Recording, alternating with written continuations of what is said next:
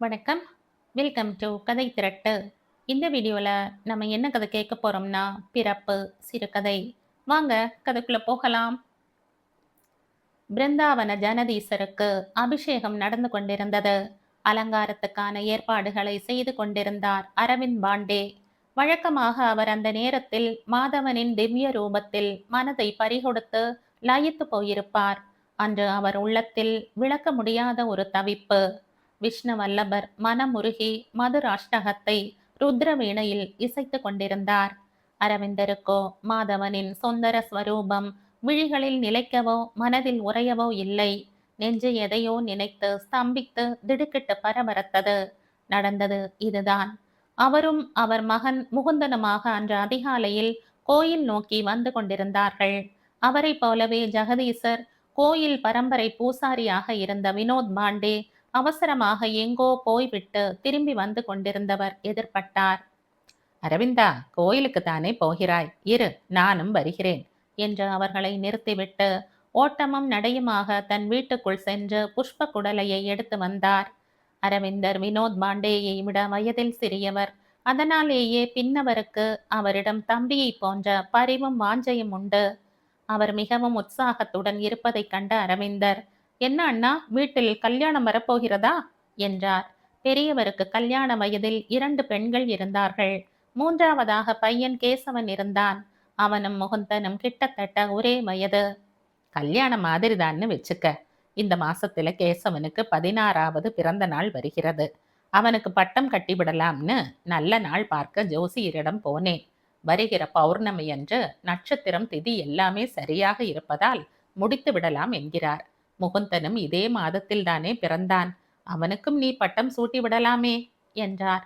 பட்டம் சூட்டுவது என்பது பிருந்தாவனத்தில் உள்ள ஜெகதீசர் கோயிலில் பல தலைமுறைகளாக பூசாரிகளாக இருந்து வந்த இரு பாண்டே குடும்பத்தினருக்கும் தங்கள் பிள்ளைகளை வாரிசாக நியமபூர்வமாக அமர்த்தும் சம்பிரதாயம். அதன் பிறகு அவர்கள் பிள்ளைகளும் ஜெகதீசருக்கு அபிஷேகம், அலங்காரம், பூஜைகளை நடத்தும் அதிகாரத்தை ஊர் அறிய பெற்றவர்களாகிறார்கள். இதனால் குடும்பத்தின் ஊதியமும் அதிகரிக்கும். பட்டம் என்பது ஒரு வகை ஜரிகை தலைப்பாகை. இதை அணிந்து கொள்வதற்கான தகுதிகளை முதலில் இந்த பூசாரிகளின் பிள்ளைகள் அடைய வேண்டும்.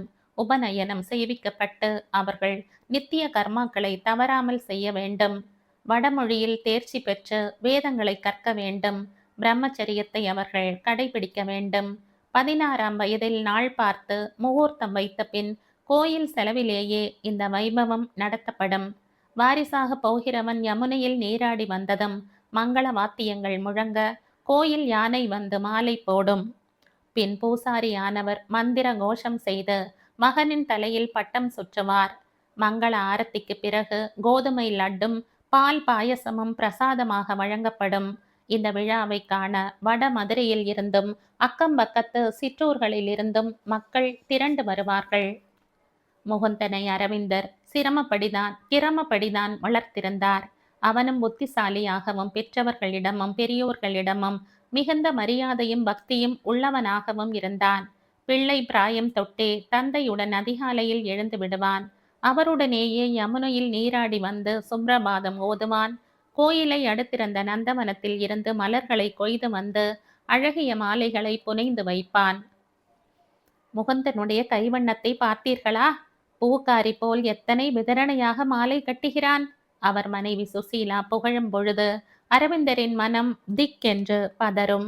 உபநயனம் செய்விக்கப்பட்ட பிறகு கிரமப்படி சந்தியாவந்தனம் செய்வதை அவன் முக்கிய காலை கடன்களில் ஒன்றாக சேர்த்து கொண்டான்.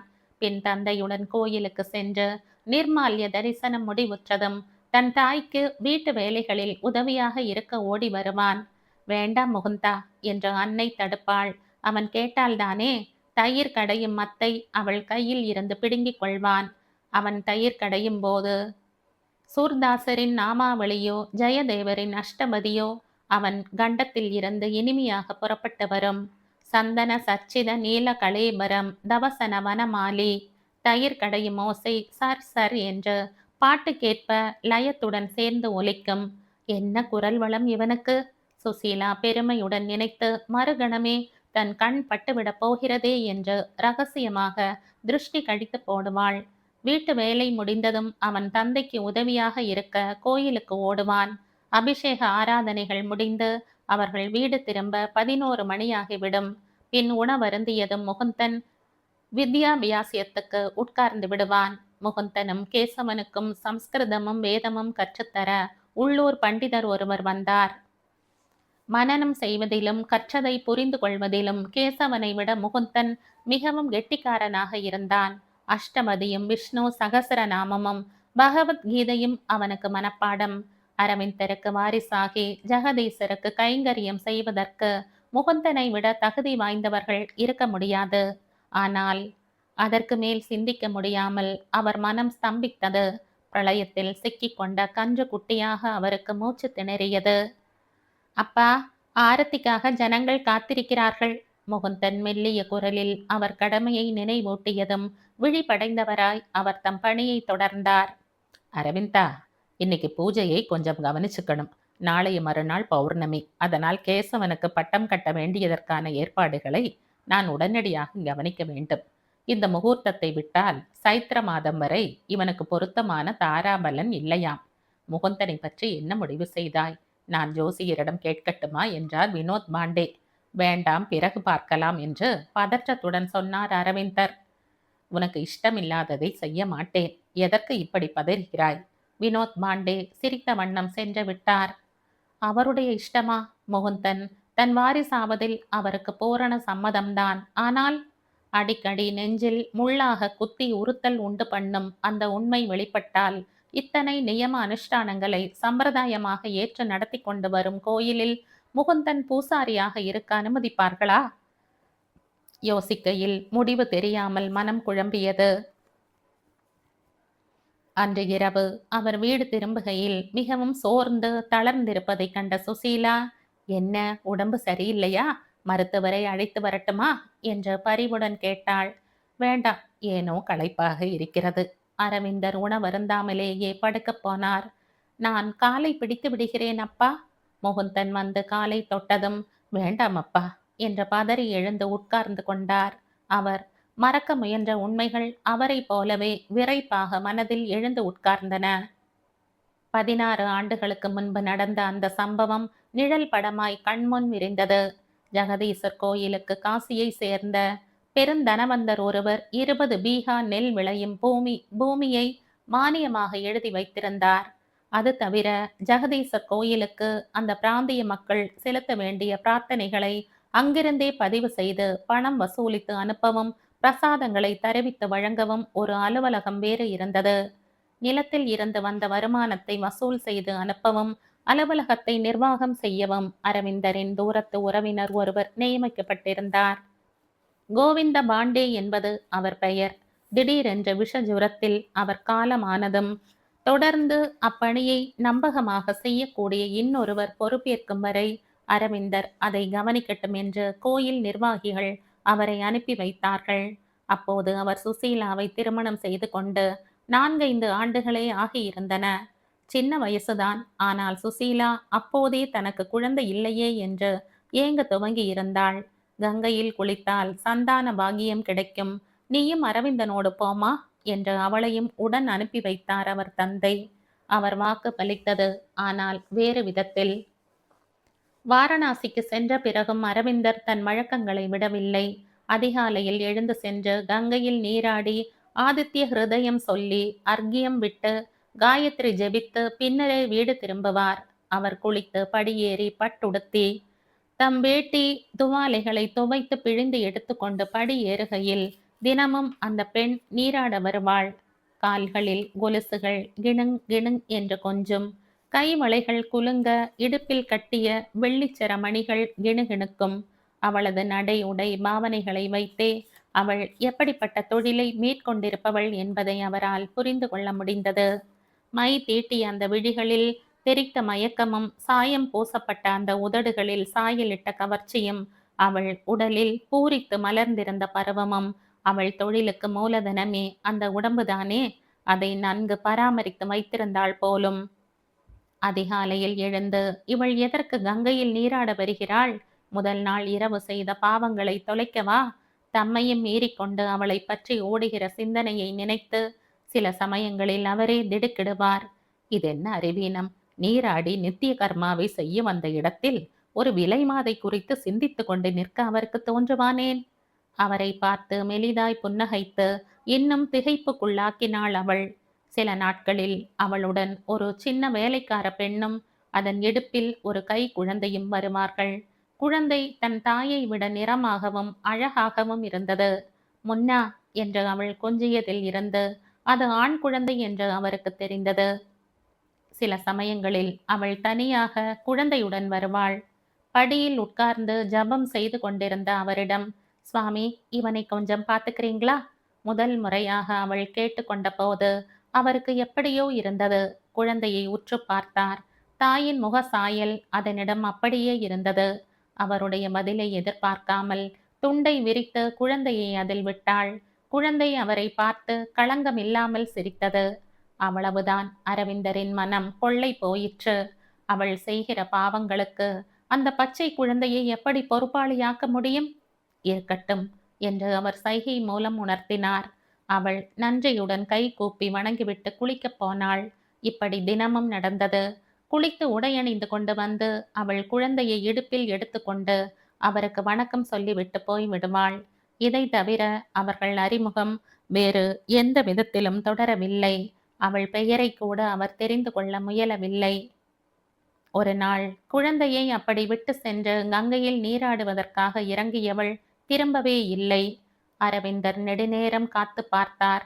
பின் படிக்கட்டுகளை கடந்து கங்கைக்கு அருகில் வந்து நின்றார். அவள் நீரில் இறங்கியதற்கு அடையாளமாக அந்த இடத்தில் குங்குமச்சிமிழ், சோப்பு பெட்டி, துவாலை, மாற்றுடைகள் எல்லாமே இருந்தன. சுழியிட்டு பிரவாகித்த கங்கா நதி கண்களுக்கு எட்டிய தூரம் வரை உதறி எறிந்த நீல விரிப்பை போன்று படர்ந்து கிடந்தது.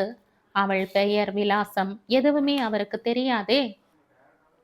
அன்று பிரவாகம் அவளை அடித்து கொண்டு போய்விட்டதோ நினைக்கையில் அதிர்ச்சியாக இருந்தது. குழந்தை பசியில் அழத் துவங்கினான். இப்போது என்ன செய்யலாம்? குழந்தையை யாரிடம் ஒப்படைக்கலாம்?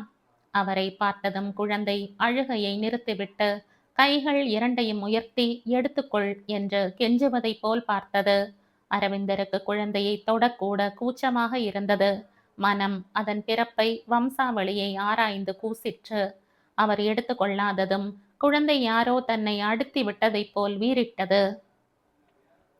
அரவிந்தர் சுற்றிலும் பார்த்தார். யாரும் அவரது சங்கடத்தை கவனித்தவர்களாகவே தெரியவில்லை. குழந்தையின் அழுகை அதிகமாகியது. வேறு வழியின்றி அவர் அதை இடுப்பில் தூக்கிக் கொண்டு அந்த பெண் குளிக்க இறங்கிய இடத்தில் மீண்டும் வந்து நின்றார். குழந்தை அழுவதை நிறுத்தியது.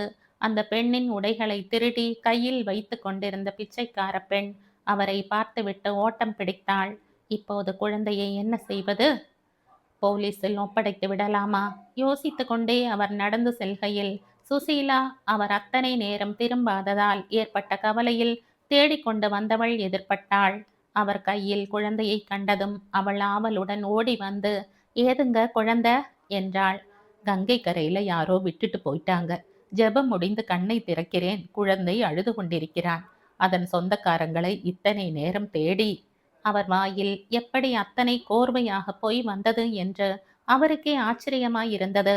தான் கங்கை கரையில் தினமும் பார்த்த அந்த குழந்தையின் தாயை பற்றியோ அவள் குல தொழிலை பற்றியோ சுசீலாவிடம் சொல்ல அவருக்கு துணிச்சல் வரவில்லை. இத்தனை அழகான குழந்தையை அப்படி விட்டுவிட்டு போக எந்த பாவிக்கு மனசு வந்ததோ?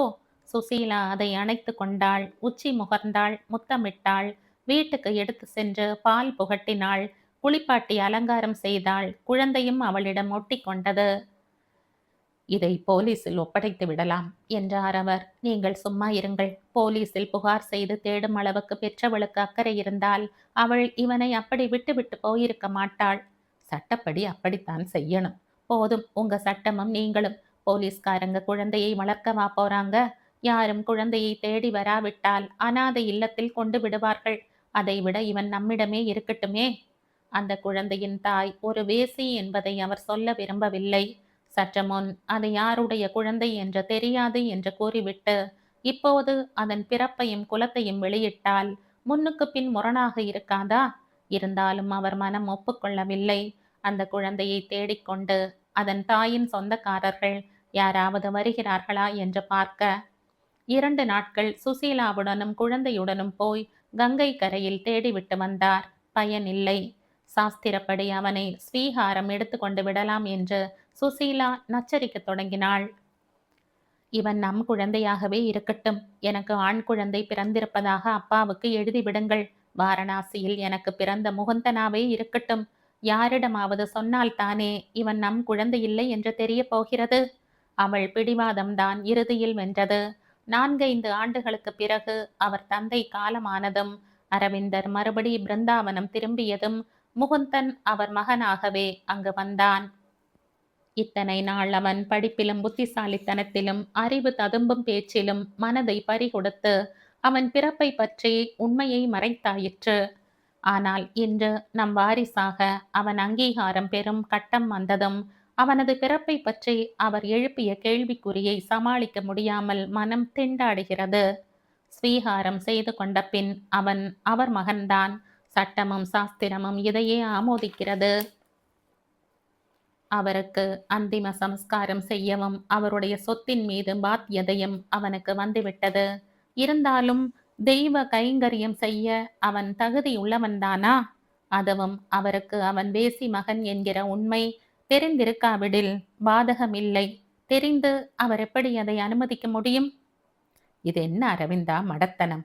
இத்தனை நாள் முகுந்தனை இவன் என் மகன் என்று உலகுக்கு அறிமுகப்படுத்திவிட்டு இன்று இவன் தாய் சுசீலா இல்லை, வேறு ஒரு விலைமாது என்றால் உலகம் உன் நடத்தையை சந்தேகிக்காதா? ஏன் சுசீலாவே அதிர்ந்து விட மாட்டாளா? அது மட்டுமல்ல, உன்னையும் சுசீலாவையும் தன் சொந்த பெற்றோர்கள் என்று இத்தனை நாள் நினைத்து வந்த முகுந்தனுக்கு நெஞ்சில் இடி விழுந்து விடாதா? தான் ஒரு அனாதை என்று தெரிந்தால் அவன் துடித்து போய்விட மாட்டானா? மேலும் ஒரு விலைமாதின் மகனை வீட்டில் வளர்த்து கொண்டே கோயிலில் சேவையை தொடர்ந்ததற்காக அதை சேர்ந்தவர்கள் உன்னை கண்டனம் செய்ய மாட்டார்களா? இனம் தொடர்ந்து அவர் பூசாரியாக இருக்கக்கூடாது என்று அவரை விலக்கிவிட்டால் எது குற்றம் அரவிந்தா? தெய்வத்துக்கு சாதி மத வேறுபாடுகள் உண்டா? உயர்குலம் தாழ்குலம் என்ற வித்தியாசங்கள் உண்டா? அனைத்து ஜீவராசிகளையும் படைக்கும் கடவுள் அவைகளுக்குள்ளேயே பேதங்கள் இருப்பதாக நினைப்பாரா? ஒரு தாய்க்கு தன் குழந்தைகள் அனைவரும் சமமானவர்கள் அல்லவா? முகுந்தனின் தாய் அந்த குலத்தில் விதிவசத்தால் பிறந்ததால் இத்தொழிலை பின்பற்றினாள் என்றால் அதை தவறு என்று சொல்ல முடியுமா? முகுந்தன் சேற்றில் முளைத்த செந்தாமரையாக, ஆசார சீலனாக, சிறந்த வித்வானாக, பக்திமானாக உருவாகவில்லையா? சேற்றில் முளைத்ததால் தாமரை தெய்வ வழிபாட்டுக்கு ஏற்றதல்ல என்று ஒதுக்கப்படுவதில்லையே. எவன் ஒருவனும் தான் பிறந்துவிட்ட குலத்தினால் உயர்ந்தவனாவதில்லை. அவன் செய்கிற காரியங்கள் செயல்களால் உயர்ந்து நிற்கிறது அல்லவா? அரவிந்தர் இரவு முழுவதும் தூக்கமின்றி புரண்டு கொண்டிருந்தார். அவர் கவலைக்கு காரணம் புரியாமல் முகுந்தனும் சுசீலாவும் தவித்தார்கள். தம்மையும் அறியாமல் அவர் கண் அயர்ந்த போது அந்த கனவு வந்தது. முகுந்தன் நந்தவனத்தில் பூ பறித்து கொண்டிருக்கிறான். ஒரு கருநாகம் அவனை கடிக்க வருகிறது. அதன் தலைப்பகுதியில் அரவிந்தன் முகம் தெரிகிறது. பாம்பின் தலையும் அவர் முகமும் மாறி மாறி தெரிகிறது. பாம்பு முகுந்தனை கடிக்கப் போகிறது. வேண்டாம் சுவாமி, தயவு செய்து வேண்டாம். முகுந்தனின் தாய் கங்கை நதி வெள்ளத்தில் மூழ்கியவாறு கதறுகிறாள். ஆ என்று அதிர்ச்சியுடன் அலறி எழுந்தார் அவர். என்ன என்ன? முகுந்தனும் சுசீலாவும் அரண்டு போய் எழுந்து விளக்கை பொருத்தினார்கள். தாம் கனவு கண்டதை அவர்களிடம் சொல்ல முயன்றார் அவர். உதடுகள் அசைந்தனவே தவிர வார்த்தைகள் வெளிவரவில்லை. வியர்வை ஆறாக பெருகியது. மூச்சு திணறி கண்களில் நீர் வழிந்தது. டாக்டரை கூப்பிடட்டுமா அப்பா? மகன் பதறினான். வேண்டாம், சரியாகிவிடும் என்பதை போல் கை அசைத்துவிட்டு அரவிந்தர் எழுந்து யமுனையில் நீராட கிளம்பினார். அவருக்கு கிடைக்க வேண்டிய தண்டனையை ஜெகதீசன் அளித்து விட்டான். அதை அவர் ஏற்றுக்கொள்வதுதான் பொருத்தமானது. இப்போது அவர் நெஞ்சில் குழப்பமில்லை, ஒருவித நிம்மதி ஏற்பட்டது. 2 நாட்கள் கழிந்தன. பௌர்ணமி அன்று கேசவனது பட்டம் சூட்டு விழா விமர்சையாக துவங்கியது. மந்திர கோஷங்கள் முழங்க, மங்கள இசை ஒலிக்க, கேசவன் யமுனையில் நீராடிவிட்டு பட்டுடுத்தி கொண்டு கோயில் பிரகாரத்தில் நுழைந்தான். வினோத் பாண்டே தன் மகனை பெருமை பொங்க பார்க்க, அரவிந்தர் ஏக்க பெருமூச்சுடன் கண் கலங்கிய வண்ணம் இருந்தார். அப்போது கோயில் யானை மாலையுடன் திடீரென்று மெல்ல முன்னேறி வந்து நின்று தீர்க்கமாய் பார்த்துவிட்டு திடீரென்ற மாலையை முகுந்தனின் கழுத்தில் போட்டுவிட்டு அவனை மண்டியிட்டு வணங்கியது. நடந்ததை புரிந்து கொள்ள முடியாமல் கூட்டத்தில் சின்ன குழப்பம். நடந்தது புரிந்ததும் மக்கள் ஆச்சரியத்தில் சிலிர்த்து போனார்கள். இப்படி கூட நடக்குமா என்று திகைத்தார்கள். இது தெய்வத்தின் கட்டளை என்று உருகினார்கள். அரவிந்தரோ செய்வதறியாமல் சிலையானார். அதிர்ச்சியில் அவர் உடம்பு இயங்க மறுத்தது. அரவிந்தா, அங்க என்ன பண்ற? சீக்கிரம் வா, முகுந்தனுக்கு பட்டுடுத்தி சந்தனம் கொடுத்து ஆசீர்வாதம் பண்ணு. நான் முன்னமே சொன்னேன், உன் பையனுக்குத்தான் முதலில் பட்டம் கட்ட வேண்டும் என்று. நீ கேட்டால்தானே. இப்போது தெய்வ சங்கல்பம் என்னவென்று தெரிந்து விட்டது, பார்த்தாயா? சீக்கிரமாகட்டும். வினோத் பாண்டே அவசரப்படுத்தினார். அரவிந்தரோ உடல் நடுங்க, கண்ணீர் பெருக கர்ப்ப கிரகத்தை திரும்பி பார்த்தார். வினையும் நான், அதை செய்பவனும் நான். காற்று மழையும் குளிரும் வெப்பமும் இருளும் வேதமும் அக்னியும் அதன் ஜுவாலையும் விருட்சமும் நான். உயிரின் முதலும் நடுவும் முடிவும் நான்.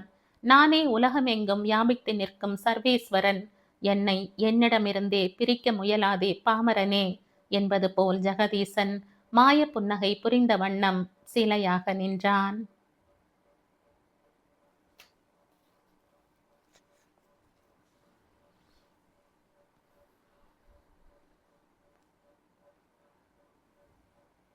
இதோடு இந்த கதை முடியுது. இந்த கதை உங்களுக்கு பிடிச்சிருந்தா லைக் பண்ணுங்க, ஷேர் பண்ணுங்க, சப்ஸ்கிரைப் பண்ணுங்க. மற்றும் ஒரு இன்ட்ரெஸ்டிங்கான கதையோட அடுத்த வீடியோல சந்திப்போம். பை. Thank you.